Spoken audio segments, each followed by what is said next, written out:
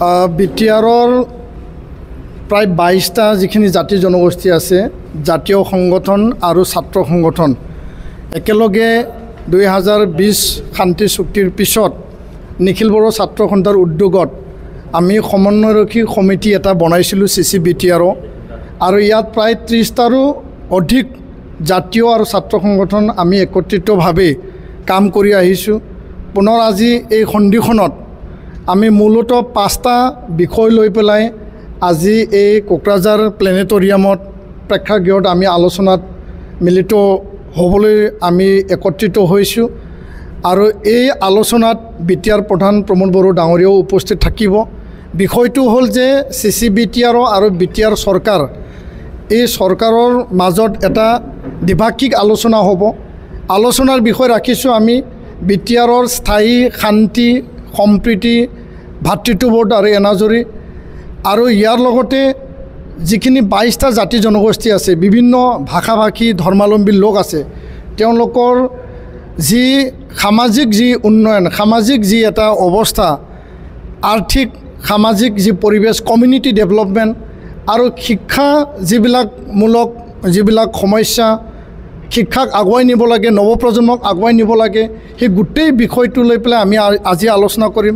BTR শান্তি চুক্তি আখৰে আখৰে ৰূপায়ণৰ ক্ষেত্ৰত সকলো 30টা সহযোগী দল সংগঠনে আমাক সহায় কৰি আছে।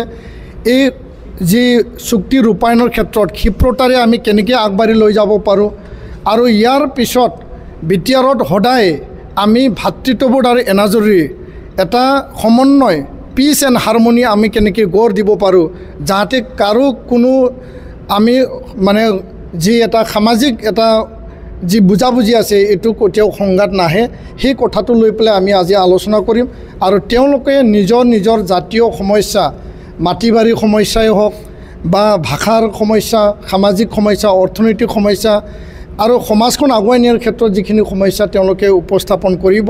আৰু বিটিআৰত বসবাস কৰা সকলো জাতি জনগোষ্ঠী, 35 লাখ জাতি জনগোষ্ঠীক একত্ৰিত কৰি পেলাই বিটিআৰৰ বুকুত সকলোকে সমান অধিকাৰ, সম উন্নয়ন আৰু সম মৰ্যাদা দিয়া নিখিল বড়ো ছাত্ৰ সন্থাই সদায় প্ৰচেষ্টা অব্যাহত ৰাখিছে। আৰু এই অব্যাহত যি প্ৰচেষ্টা, সেই প্ৰচেষ্টাটো সদায় অটুট ৰাখি পেলাই আমি কাম কৰি যাম। আমি ভাই ককাইৰ দৰে আগবাঢ়িবৰ কাৰণে আমি সদায় সাজু আৰু এই ভাই ককাইৰ সম্বন্ধ কেতিয়াও যাতে ক'তো যাতে তেনেকুৱা সমস্যা নাহে, তাৰ কাৰণে আমি মাজে সময়ে মিলিত হৈছোঁ। আৰু আজিৰ আলোচনা চৰকাৰৰ লগত, চৰকাৰে কৰণীয় যিখিনি কাম কাজ আছে, চৰকাৰৰ ওচৰত জাতীয় দল সংগঠন, ছাত্ৰ সংগঠনৰ যিখিনি দাবী বা তেওঁলোকৰ গ্ৰিভেঞ্চেছ আছে তেওঁলোকে উপস্থাপন কৰিব, সেইখিনি দায়িত্ব আমি আজি লৈছোঁ আৰু আমি আলোচনাত মিলিত হৈছোঁ।